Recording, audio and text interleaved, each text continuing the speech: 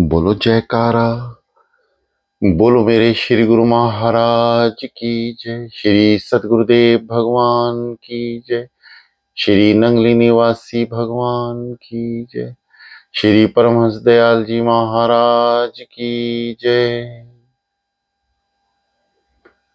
श्री सतगुरुदेव भगवान जी के प्रेमियों, हम सुन रहे हैं श्री अद्वैत दर्शन, यानी श्री परमहंस महाराज जी के वह दर्शन जो वाणी से, विचारों से, सत्कर्मों से और उनके सत्संग, वचन, इरशाद जो उन्होंने अपने जीवन काल में फरमाए, उन्हीं का अनुसरण करते हुए हम आगे बढ़ रहे हैं। आपने कल सुना कि श्री परमहंस महाराज जी और केदार घाट वाले महाराज जी की वार्तालाप।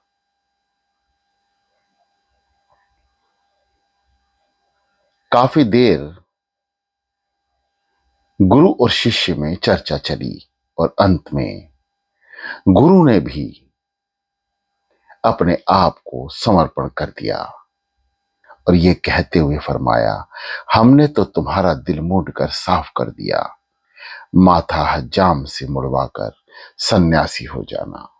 यानी सन्यास भेष धारण करने के लिए अनुमति प्रदान की। यही हुआ भी। उसके 3 वर्ष बाद पूज्य श्री की माता लाला साहब की पत्नी का भी शरीर छूट गया। उनका श्राद्ध वगैरह करने के बाद समाज के लोगों एवं रिश्तेदारों ने उन्हें पगड़ी देनी चाहिए, क्योंकि दोनों घरों के, यानी अपने पिता के घर पर भी और पिता के मित्र पाठक जी और लाला साहब के आप ही एकमात्र उत्तराधिकारी थे, किंतु आपको तो कुदरत द्वारा नियत जगत उद्धार का कल्याण करना था। तब आप भला सांसारिक धन दौलत में क्यों फंसने जाते? आपसे उपराम होकर आप छपरा छोड़कर बक्सर चले गए, जहां अपने अंग के सभी वस्त्र तथा शिखा सूत्र गंगा में त्याग कर आपने विदित संन्यास स्वीकार किया।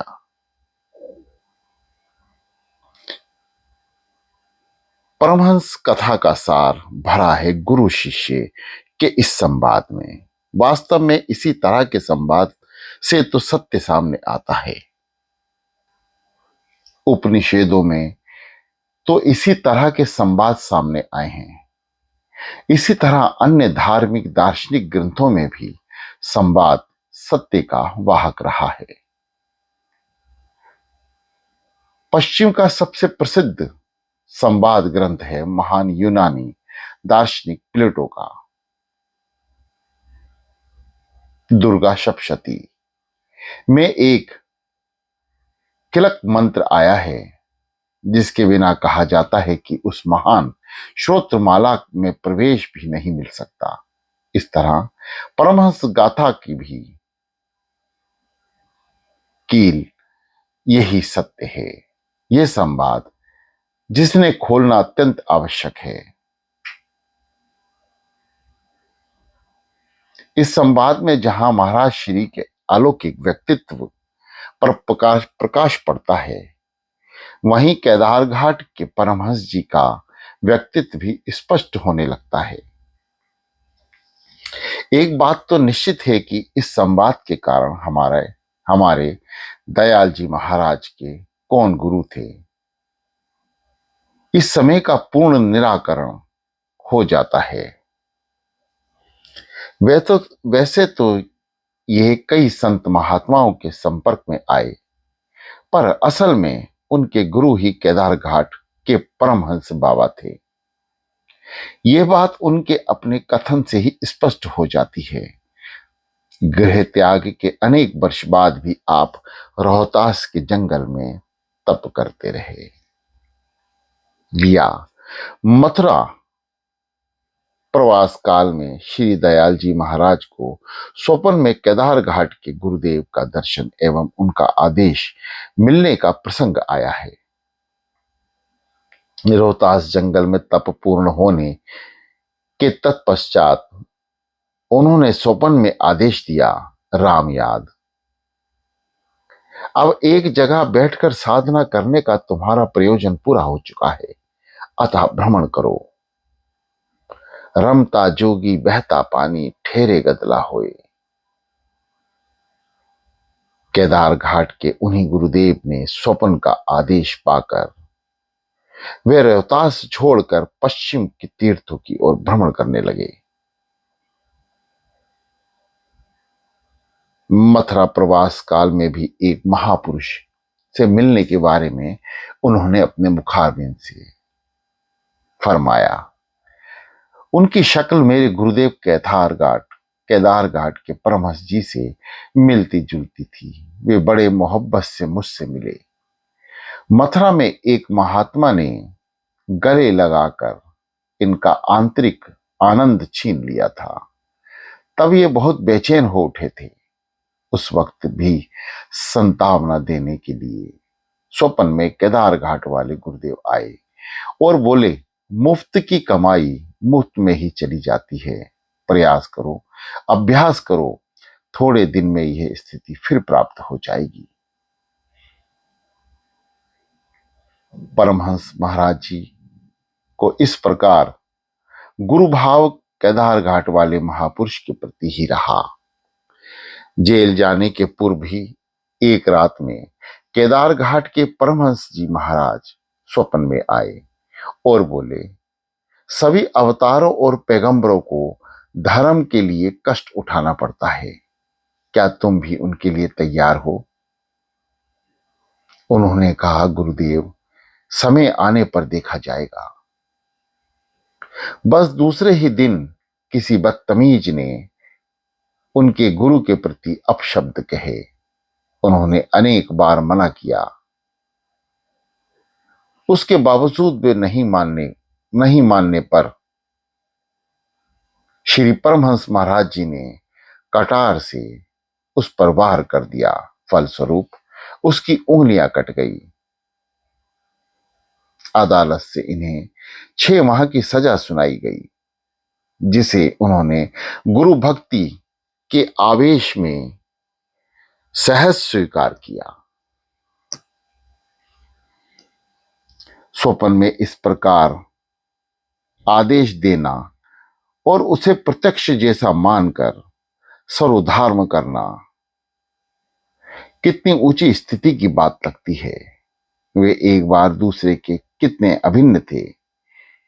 इसी से पता चलता है स्वप्न के प्रति आम धारणा तो यही है कि वह मिथ्या और निरर्थक होता है, किंतु इन जागृत आत्माओं परमहंसों के स्वप्न सत्य और सार्थक होते हैं। जैसा हरिश्चंद्र के प्रसंग में आपने सुना करते हैं कि स्वप्न में दिए गए ऋषि के वचन को भी उन्होंने सत्य मानकर सवेरा होते ही राज सिंहासन छोड़ दिया था। केदार घाट के परमहंस जी के व्यक्तित्व के एक प्रधान पक्ष को तो उन्होंने इंगित ही कर दिया गया। वह थी उनकी यथा सहस्त्रता। हम उन्हीं को सहस्त्र हृदय कहते हैं, जिनमें दूसरे के प्रति सहज ही स्नेह उभर आता है। ऐसे ही लोग आसानी से ईश्वर के निकटस्थ हो जाते हैं। इसी सहृदयता के कारण हनुमान जी ने अशोक वाटिका में बैठी सीता जी के दर्द को खूब गहराई से अनुभव किया। इसी सहज हृदयता के कारण गीता के प्रथम अध्याय में हम कृष्ण के प्यारे सखा अर्जुन को दुष्ट कौरवों के लिए भी विषाद में डूबते देखते हैं। इसी गुण के कारण हम अकामी अयोगी शिव को अपनी प्रिय के मुंडों को धारण करते हुए पाते हैं। वास्तव में यही सहस्त्रता है, हमारे गुरु दरबार की सबसे बड़ी विशेषता है, जिसके कारण यहाँ किसी तरह की संकीर्णता के लिए कोई स्थान नहीं है। केदार घाट के परमहंस जी में ये गुण कूट कूट कर भरा था। ये बात तो उनके रामयाद जी के प्रति किए गए इस निर्देश से पता लगता है कि वे लाला जी की पत्नी की भावनाओं का ख्याल करते हुए उनके मरण के बाद ही साधु वेश ग्रहण करें। इस संवाद के माध्यम से तो अपने दयाल जी महाराज को अलौकिक व्यक्तित्व हमारे सामने सहज से उभर आता है। कैसे? जिस समय वह घटित हुआ उस समय उनकी उम्र 14 से 15 वर्ष की थी। इस कच्ची उम्र में किशोर अवस्था की उमंग में कोई भी सामान्य व्यक्ति संसार को लपट कर पकड़ना चाहता है। इस उम्र में परमात्मा का ख्याल तो किसी ध्रुव प्रहलाद जैसे को ही आ सकता है। लाला दाम्पति ने तो पूज्य श्री को पूरे लाड़ प्यार से पाला था, फिर उनमें वैराग्य का यह ज्वर कैसे उठा?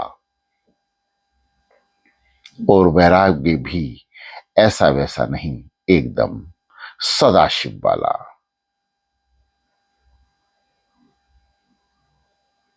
शंकर सहज स्वरूप समहारा, लागी समाधि अखंड अपारा। इस तरह के विराग को अखंड अपार कहना ही पड़ेगा।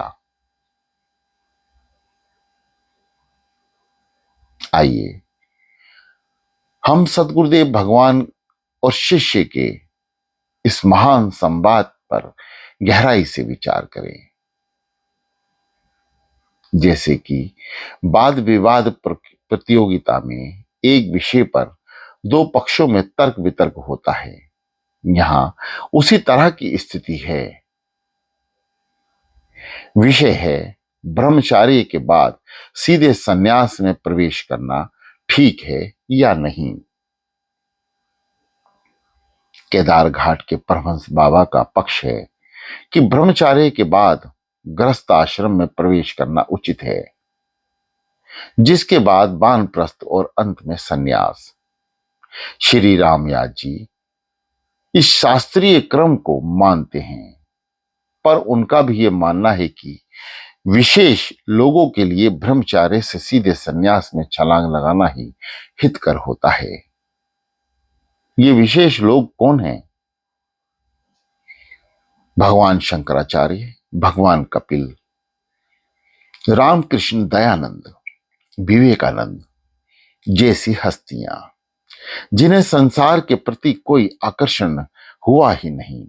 जैसे आज भी कोई असाधारण प्रतिभाशाली विद्यार्थी मैट्रिक के बाद सीधे बीए, एमएम के परीक्षा में बैठे को अधिकृत कर जाता है। ब्रह्मचार्य से सीधे संन्यास धारण करने की यह परंपरा श्री परमहंस दयाल जी महाराज के बाद उनके उत्तराधिकारी श्री स्वामी स्वरूपानंद जी महाराज तथा उनके बाद अनेकों अनेक संतों ने इस मार्ग पर चलने का प्रण किया। श्री स्वामी स्वरूपानंद जी महाराज के अत्यंत प्रभावशाली कुछ संतों का वर्णन श्री स्वरूप दर्शन में है, जिन्होंने अपने गुरुदेव के चरण कमलों पर चलकर अपने जीवन को उसी प्रकार से ढाल लिया जैसे श्री परमहंस महाराज जी और उनके परम शिष्य श्री स्वामी स्वरूपानंद जी महाराज ने डाला। श्री रामकृष्ण परमहंस ने होमा पक्षी के उदाहरण के द्वारा इस बात को स्पष्ट किया है कि इस पक्षी की चर्चा वेदों में भी आई है। ये पक्षी आकाश में बहुत ऊंचे उड़ते हैं। जब उनकी माता अंडा देती है तो अंडा गिरते गिरते फूट जाता है और उसमें से पक्षी शावक निकलकर बिना धरती को छुए आकाश में उड़ जाता है।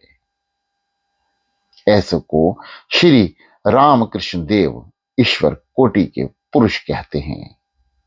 ये एक विशेष उद्देश्य से धरती पर आते हैं, इसलिए यहां की गंदगी उन्हें छू तक नहीं पाती। निसंदेह हमारे श्री दयाल जी महाराज ईश्वर कोटि के महापुरुष थे, जो जगत कल्याणक ही अवतारित हुए थे। यदि ऐसा नहीं होता तो उनके मुख से उस कच्ची उम्र में भी शास्त्रों का गहन सत्य कैसे उद्घटित होता। जरा हम देखें कि वे किस तरह अपनी संन्यास विषयक भावना को रखते हैं। उनका कहना है कि गृहस्थी की बेड़ी को तोड़ना बड़ा कठिन है, क्योंकि गृहस्थ धीरे धीरे दुनिया में डूबता चला जाता है और मनुष्य को डुबाता चला जाता है, जिससे निकलकर संन्यास में प्रवेश करना एक तरह से असंभव ही है। उनकी एक घोषणा की सच्चे साधु को भोजन की चिंता करने की कोई जरूरत नहीं है। और भी अद्भुत है, सचमुच आज के संत महात्मा गृहस्थ की तरह ही भोजन की चिंता करते देखे जाते हैं। क्यों नहीं करें, बिना भोजन के शरीर रहेगा कैसे। पर महाराज श्री की बात भी उतनी ही सत्य है, जिसे उन्होंने अपने स्वयं के जीवन में साबित कर दिखाया। पोशिका माता के निधन के बाद हम उन्हें बेफिक्र घूमते देखते हैं। अंत में जब वे रोहतास की पहाड़ियों में 9 वर्ष बिताते हैं तो कहा करते हैं, अभी कभी भी अपने भोजन की चिंता ना करें। सच तो यह है कि पूरी जिंदगी में कभी भोजन की चिंता उन्होंने की ही नहीं। जब संस्कार की बात उठती है तो ये अपने गुरु से कहते हैं कि जिस तरह इनके माता पिता सवेरे ही चल बसे, उससे तो लगता है कि कुदरत इनसे कोई विशेष काम लेना चाहती है। यह सत्य भी हुआ।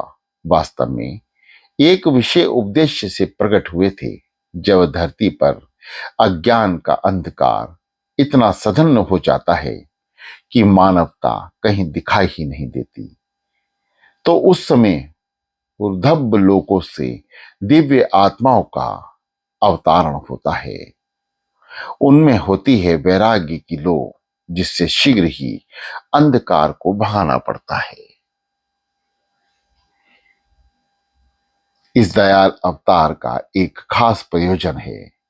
आज विज्ञान की ओर भौतिकता ने मानवता को पूरी तरह से ढक दिया है।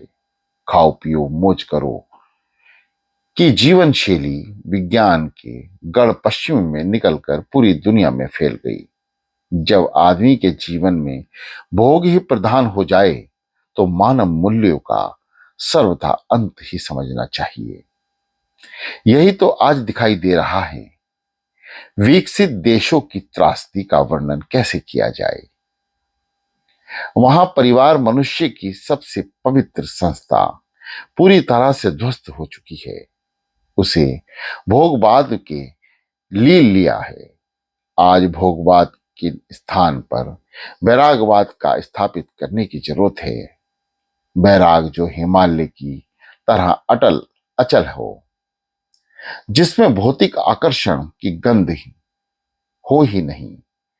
विज्ञान के भौतिक सुख के साधन तो खूब जुटा दिए हैं, पर आदमी भीतर से पूरी तरह टूट गया है, खोखला हो गया है। श्री परमहंस महाराज जी के परम वैराग्य को स्थापित करने आए थे, जिसके बिना आदमी भौतिकता के दलदल में समा जाएगा। ये अद्भुत गुरु शिष्य संवाद हमें निष्कुल्ष जीवन की ओर प्रेरित करे और प्रेरित करता रहेगा। सभी भक्त साधकों को श्री परमहंस महाराज जी के इस उद्गार, वैराग्य, गुरु आज्ञा कैसे मानी जाए, उसका विशेष उल्लेख उन्होंने अपने काव्य, मुखवाणी और कविताओं के जरिए किया। ऐसे श्री परमहंस महाराज जी के श्री चरणों में कोटि कोटि नमन, जिन्होंने अपने समस्त जीवन काल में अपने भक्त प्रेमियों का मार्गदर्शन किया और उन्हें उस मार्ग पर चलने की प्रेरणा भी दी। और ऐसे सदगुरुदेव भगवान जी को अवतारित किया, जो आज हमारे हृदय में विराजमान होकर हमारे समस्त जीवन का संचालन कर रहे हैं। ऐसे सदगुरुदेव भगवान के श्री चरणों में कोटि कोटि नमन। बोलो जयकारा, बोलो मेरे श्री गुरु महाराज की जय।